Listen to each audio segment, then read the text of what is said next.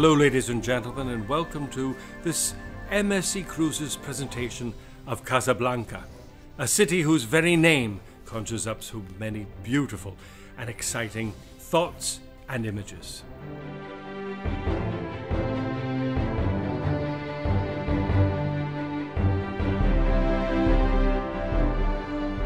We see various iconic parts of the city that hopefully you will have the opportunity of visiting and discovering at your own pace.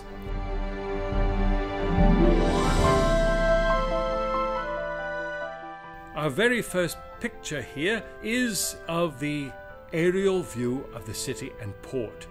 You can see the arm stretching out of the wall of the port and will be docked right in that area, with the main avenue that you can see leading toward the port, the Boulevard des Forces Armées Royales. That means the Boulevard of the Royal Armed Forces. Another iconic monument will be the Hassan Mosque, Hassan II, named after the king, and I'll tell you a little bit more about that shortly.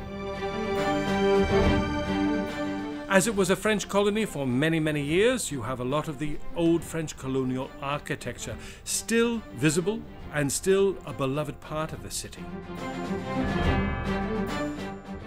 Our next picture is the old Medina with the clock tower. The Medina is a sort of marketplace.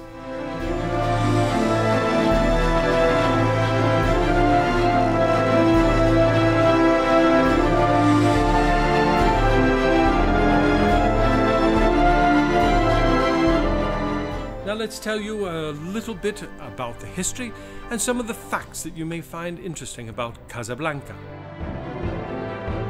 Casablanca is Morocco's largest city, although not her capital. She is home to 3.4 million people, and the Greater Casablanca region is home to 6.8 million people. The city is located on the Atlantic Ocean. It is one of the largest artificial ports in the world and is home to the Moroccan Royal Navy.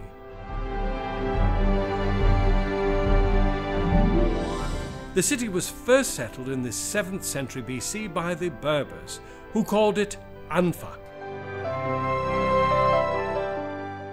The Portuguese arrived here in 1515 and called it Casablanca, White House. Then it was annexed by the Spanish crown between 1580 and 1640, and they named it Casablanca, still meaning White House, but the Spanish version of the name has remained unchanged ever since. In the 19th century, it became a major supplier of wool and gunpowder tea, which the locals drink with mint. Toward the end of that century, the French had conquered all of Morocco. Casablanca was an important port during World War II and was one of the 3 ports chosen by the Allied invasion forces when they invaded French North Africa. This operation was called Operation Torch. Morocco gained independence from France on the 2nd of March 1956. Casbah means city within a city. It is comprised of narrow alleyways, whitewashed houses, and small marketplaces and cafes. Things to see in this city are the Hassan II Mosque, the Old Medina, La Cathédrale du Sacré-Cœur, or the Holy Heart Cathedral. There is the Arab League Park, the colonial Ville Nouvelle, or New City, the Marabout de Sidi Abderrahmane Island, and Rick's Cafe and the Casbah. You can see that the port itself is quite close to the city centre. Day trips to Rabat and the Atlantic coastal areas are also an option with the tours.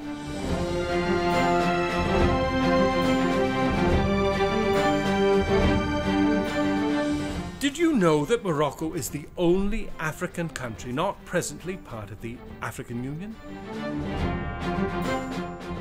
Tradition says that Morocco's easternmost city, Oujda, houses St. John the Baptist's tomb. The university in Fez claims oldest university status, as it was founded in 8 59 AD. Marrakesh, a UNESCO World Heritage Site, is Morocco's #1 travel destination. The Hassan II Mosque is Casablanca's most famous building, and it boasts the world's tallest minaret.